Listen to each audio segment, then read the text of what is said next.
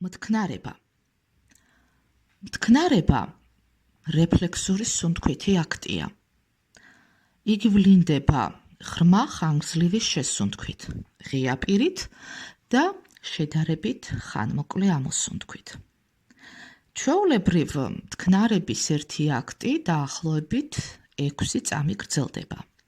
სხვათა შორის მტკნარება დამახასიათებელია არა მარტო ადამიანისათვის, მათ შორის მუცლად ყოფნის პერიოდში ნაყოფისთვის, არამედ სხვა ძუძუმწოვრებისათვის, ფრინველებისა და რეპტილიებისათვის. ჯანმრთელ ადამიანს მტკნარება უვითარდება გადაღლილობის, ძილის ნაკლებობის ან მომატებული ძილიანობის, ასევე უჰაერო არავენტილირებულ გარემოში ყოფნის პირობებში.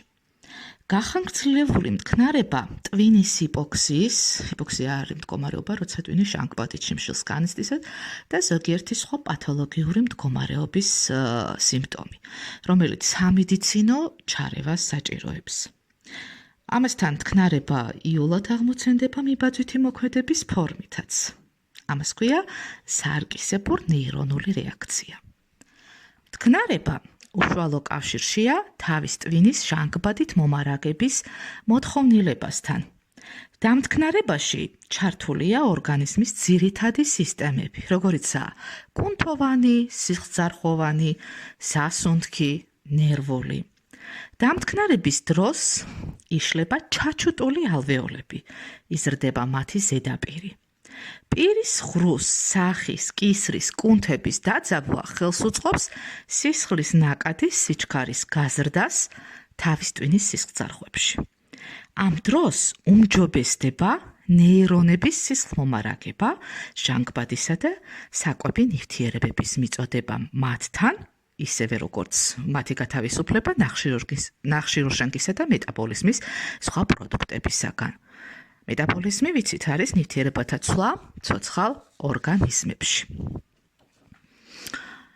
დამტკნარების დროს იხსნება ცხვირ-ხახის ყველა არხი, ჰაიმორის წიაღებისკენ მიმავალი არხები და შიგნითა ყურისკენ მიმავალი ევსტაქის მილები.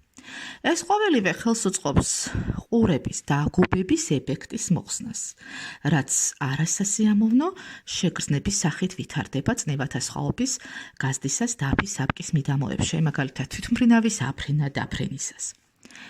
ხშირად ინტენსიური დამტკნარებისას ადამიანი მთელი სხეულით ერთგვარად იჭიმება. ეს არის სისხლის ადგილობრივი შეგუბების კერების და სისხლის არასწორი გადანაწილების კორექციის ინსტინქტური სურვილის შედეგი. ბოლო კვლევებით მტკნარების ძირითადი მიზეზი ტვინის გადახურებაა. თავის ტვინის და შესაბამისად სისხლძარღვებში გადინებული სისხლის ტემპერატურის კრიტიკულ დონეზე მეტად მომატება აქტივებს შემგუებლობით რეაქციებს, კერძოდ მტკნარებას, რაც ტვინის ტემპერატურის შემცირებას უწყობს ხელს.